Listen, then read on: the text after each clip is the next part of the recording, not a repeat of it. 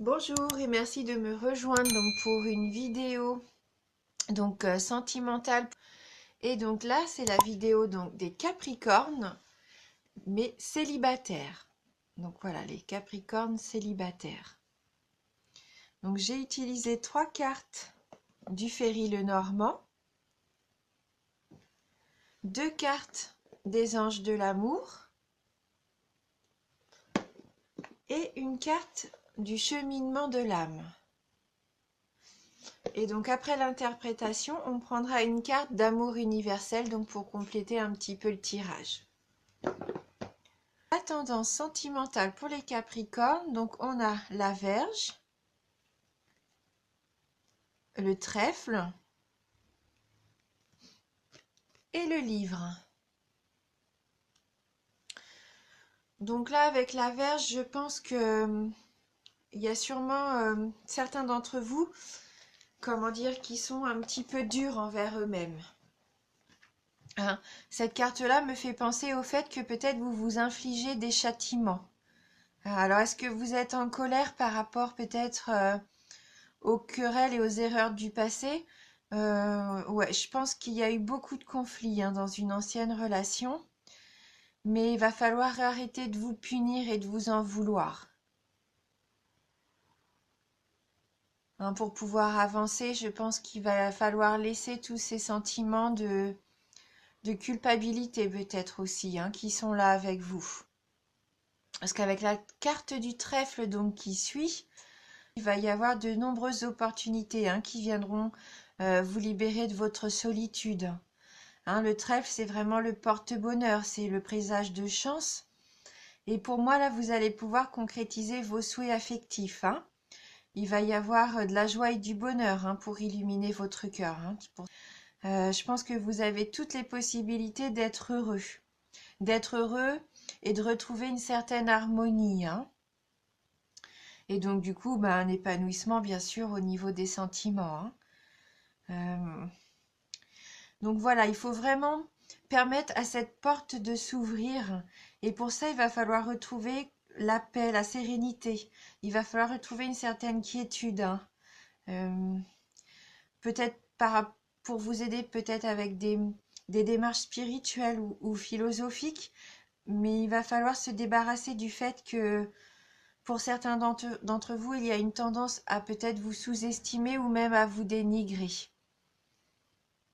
Donc voilà, peut-être travailler là-dessus si vous voulez pas que la chance passe à côté de vous. Mais bon, c'est une très belle carte et à mon avis, là, il n'y a pas de souci. Mais il faut vraiment vous en donner les moyens, retrouver un certain équilibre dans votre vie, dans votre vie personnelle. Oui. Et donc avec le livre qui représente la sagesse et l'ouverture d'esprit, on reste un petit peu dans cette tendance-là.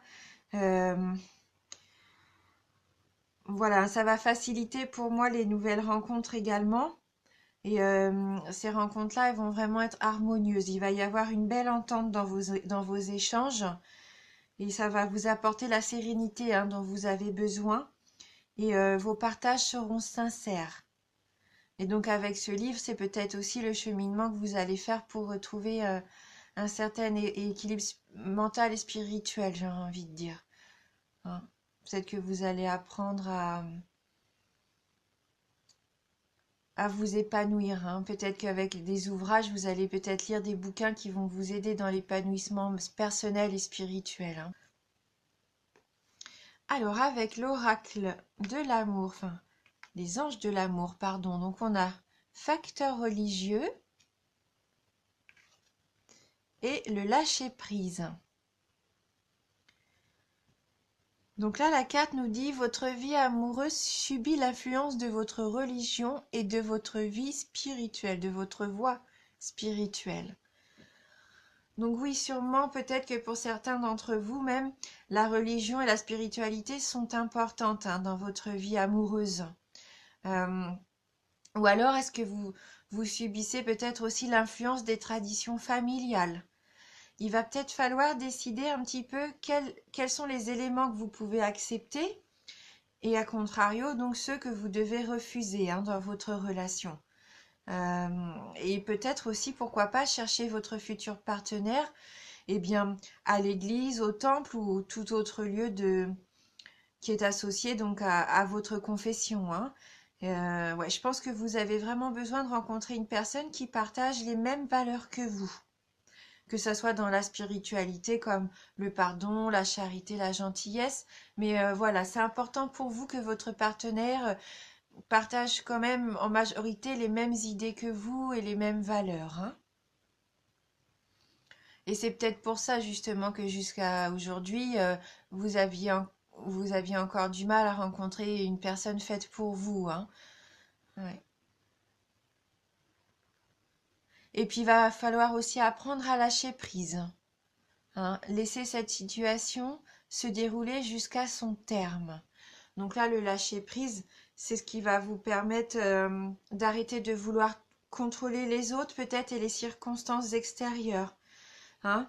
Peut-être que jusqu'à maintenant, vous n'avez réussi qu'à vous frustrer.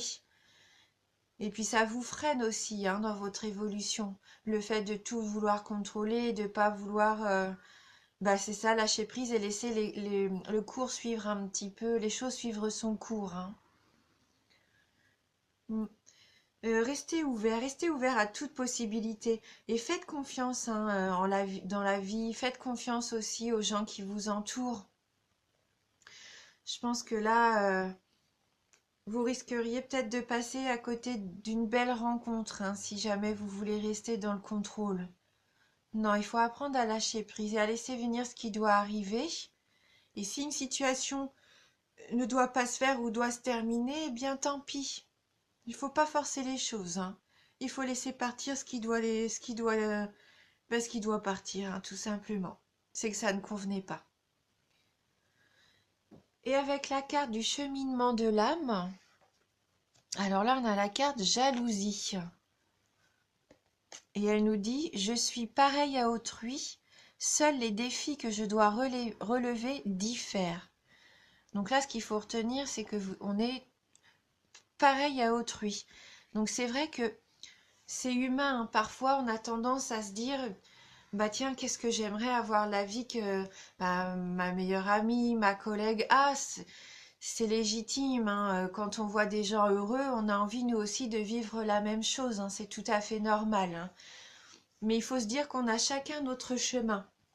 Et il faut l'accepter, hein. Le chemin, le nôtre, a des obstacles, a des embûches.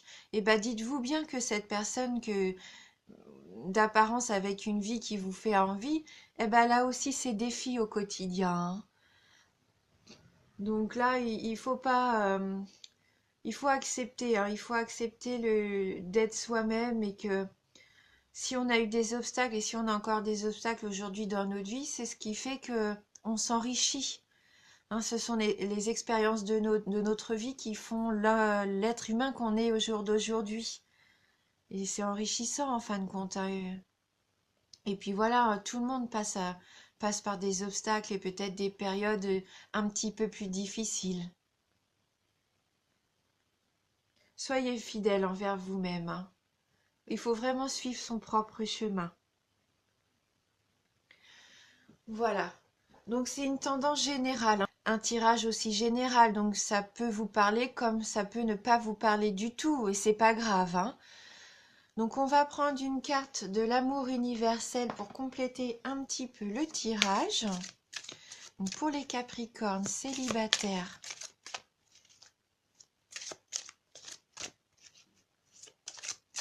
alors les Capricornes.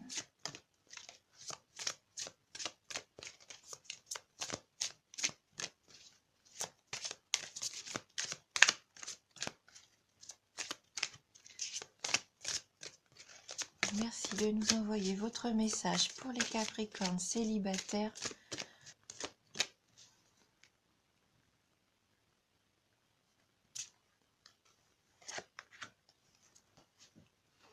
Et donc là, on a la carte étreinte.